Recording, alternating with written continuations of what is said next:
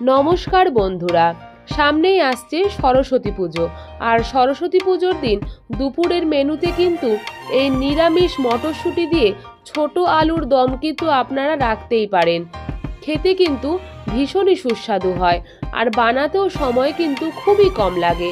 আমি সোমার হেসেলে সবাইকে স্বাগত জানাই। এই রেসিপিটি বানাবার জন্য দেখুন এখানে আমি 1 কিলো মতো ছোট আলু নিয়েছি। আপনারা চাইলে এর থেকে আরও ছোট আলু কিন্তু নিয়ে নিতে পারেন। প্রথমেই কিন্তু আলুটাকে ভালো করে জলে ধুয়ে নিতে হবে। যেহেতু নতুন আলু তাই খোসাটা একটু হাত দিয়ে কচলে কচলে নিলেই কিন্তু উঠে যায়। ভালো করে আলুটাকে ধুয়ে নেবার পরে একটা প্রেসার কুকারের মধ্যে আলুটা নিয়ে নিচ্ছি। দিয়ে দিচ্ছি 1 টেবিল স্পুন মতো নুন আর পরিমাণ মতো এখানে জল দিয়ে দিচ্ছি, যাতে আলুটা ভালো মতো সেদ্ধ হয়ে যায়।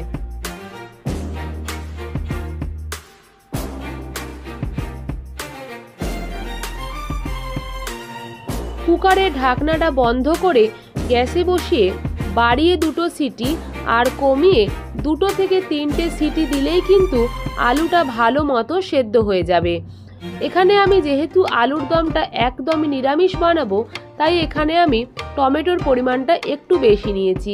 3টে মাঝারি সাইজের টমেটো নিয়েছি, বেশ খানিকটা আদা নিয়েছি আর নিয়েছি 2টো কাঁচা লঙ্কা। মিক্সিতে একটা মসৃণ পেস্ট বানিয়ে নেব। আলুটা কিন্তু সেদ্ধ হয়ে গেছে। এরপরে আমি আলুটা ঠান্ডা হলে ছাড়িয়ে নেব। আলুটাকে আমি ছাড়িয়ে নিয়েছি। আলুটা ছাড়ানো হয়ে গেলে একটা কাঁটা চামচ দিয়ে আলুটাকে হালকা ফুটো ফুটো করে দেব, যাতে মশলাটা আলুর মধ্যে ভালোভাবে ঢুকে যায়। আমি এই গোটা আলুগুলো দিয়ে কিন্তু দমটা বানাবো। আপনারা চাইলে আলুটাকে মাঝখান দিয়ে দুভাগ করে কেটেও দিতে পারেন। এইভাবে যদি ফুটো করে নেওয়া যায় তাহলে কিন্তু আলুর দমটা খেতে বেশ সুস্বাদু লাগে। এরপরে আমি সরাসরি চলে যাব রান্নার দিকে। প্রথমেই কড়াইতে নিয়ে নিচ্ছি 2 টেবিল স্পুন মতো সর্ষের তেল। তেলটা কড়াইতে দেওয়ার পরে সামান্য একটু নুন আর সামান্য একটু হলুদ দিয়ে দিচ্ছি। তেলটাকে কিন্তু প্রথমেই খুব ভালো মতো কড়াইতে গরম করে নিতে হবে। আর তেলটা যখন ভালো মতো গরম হয়ে যাবে তখন সেদ্ধ করে রাখা আলুটাকে দিয়ে দিচ্ছি। আলুটাকে দেবার পরে মিনিট 3-4 মতো ওলট পালট করে আলুটাকে বেশ লালচে লালচে করে ভেজে নেব। গ্যাসের ফ্লেমটাই কিন্তু আমি মিডিয়াম টু হাইতে রেখে আলুটাকে ভাজবো। নাড়াচাড়া করে আলুগুলোকে ভেজে নিলাম। দেখুন বন্ধুরা, আলুগুলোতে যখন লালচে রং ধরে গেছে তখন একটা পাত্রে আমি আলুগুলোকে তুলে রেখে দিচ্ছি। আবারও কড়াইতে আমি দিয়ে দেব 1 to 2 টেবিল স্পুন মতো সর্ষের তেল।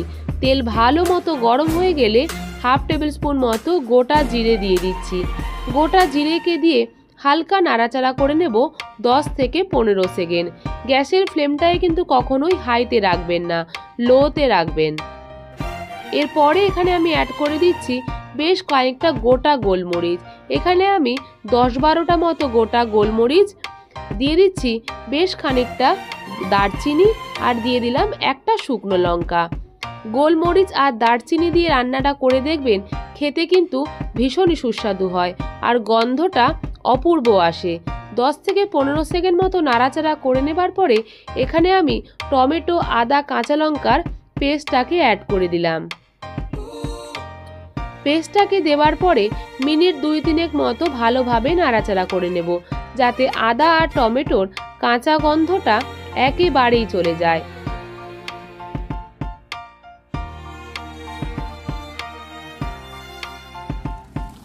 মিক্সির যে বাটি ধোয়া জল সেটাও এখানে আমি অ্যাড করে দিচ্ছি।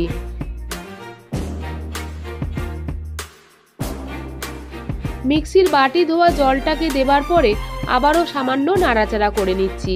এরপরে আমি এতে সমস্ত গুঁড়ো মশলাগুলোকে অ্যাড করে দেব। 1 চামচ মতো হলুদ গুঁড়ো দিয়ে দিলাম। দিয়ে দিচ্ছি 1 চামচ মতো জিরে গুঁড়ো, 1 থেকে 1.5 চামচ মতো এখানে নুন দিয়ে দিচ্ছি। নুনটা অবশ্যই আপনারা আপনাদের স্বাদ অনুযায়ী ব্যবহার করবেন। 1/2 টেবিল স্পুন মতো চিনি অ্যাড করছি। এই আলুর দমটা আমি বেশ ঝাল ঝাল করে বানিয়েছি। 2 চামচ মতো লঙ্কা গুঁড়ো অ্যাড করে দিলাম। চিনিটা আমি ব্যবহার করেছি স্বাদটাকে ব্যালেন্স করার জন্যে। আপনারা চাইলে চিনিটা কিন্তু অবশ্যই অ্যাভয়েডও করতে পারেন। সমস্ত গুঁড়ো মশলাটাকে দেবার পরে ভালো মতো নাড়াচাড়া করে নিচ্ছি। মশলাটাকে কিন্তু অবশ্যই খুব ভালো মতো কষিয়ে নেবেন। 3-4 মিনিট মশলাটাকে কষানোর পরেই দেখবেন মশলাটা থেকে কিন্তু তেল ছাড়তে শুরু করে দিয়েছে। আর যখনই তেল ছাড়তে শুরু করবে তখনই বুঝতে হবে মশলা ভালো মতো কষানো হয়ে গেছে। মশলাটা যখন ভালো মতো কষানো হয়ে যাবে তখন এখানে আমি 1 বাটি মতো মটরশুঁটি অ্যাড করে দিচ্ছি। মটরশুঁটিটাকে মশলার সাথে দিয়ে আবারও মিনিট 2 মতো রান্নাটা করে নেব। মটরশুঁটিটা দিয়ে 2 মিনিট মতো রান্না করে নেবার পরে আগে থেকে ভেজে রাখা আলুটাকে দিয়ে দিচ্ছি। আলুটাকে দেবার পরে মশলাটার সাথে খুব ভালো মতো রান্না করে নিচ্ছি।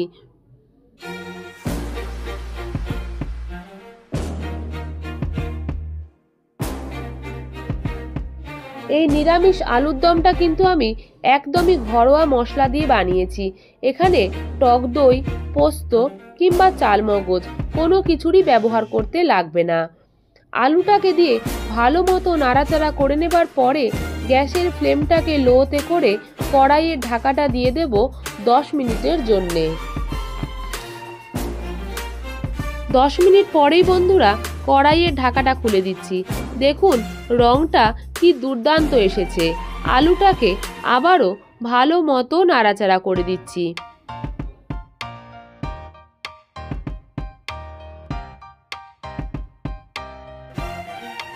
আলুটা যখন মশলার সাথে ভালো মতো কষানো হয়ে যাবে তখনই এখানে আমি দিয়ে দিচ্ছি উষ্ণ জল। জলের পরিমাণটা কিন্তু অবশ্যই আপনারা আপনাদের ইচ্ছা অনুযায়ী ব্যবহার করবেন। যে কোনো রান্নাতেই কিন্তু আমি উষ্ণ জলের ব্যবহার করে থাকি। এই ছোটোখাটো টুকটাকি টিপসই কিন্তু রান্নার স্বাদ অনেকটা বাড়িয়ে তোলে। এই পর্যায়ে আমি গ্যাসের ফ্লেমটাকে হাইতে করে জলটা ফোটার জন্য অপেক্ষা করব। দেখুন বন্ধুরা কালারটা কতটা সুন্দর এসেছে। জলটা কিন্তু ফুটতে শুরু করে দিয়েছে। খুন্তি দিয়ে আবারও আমি হালকা হাতে নেড়ে দিলাম। যেহেতু শীতকাল আর শীতকালে কিন্তু রান্নাতে ধনেপাতা দিলে রান্নার স্বাদ যেন দ্বিগুণ বেড়ে যায়, তাই আমি এখানে 1 মুঠো কুচি করে কেটে রাখা ধনেপাতা অ্যাড করে দিচ্ছি। ধনেপাতাটাকে দেবার পরে আবারও একবার নাড়াচাড়া করে নিচ্ছি। খুব ভালো মতো নাড়াচাড়া করে নেবার পরে আবারও ফ্লেমটাকে কমিয়ে 2 মিনিট মতো ঢাকা দিলাম। 2 মিনিট পরেই বন্ধুরা কড়াইয়ের ঢাকাটা খুলে দিচ্ছি। এই নিরামিষ আলুর দম কিন্তু একদমই রেডি হয়ে গেছে। খুন্তি দিয়ে হালকা হাতে একবার নাড়াচাড়া করে নেব। উপর থেকে দিয়ে দিচ্ছি 1/2 টেবিল স্পুন মতো ঘি।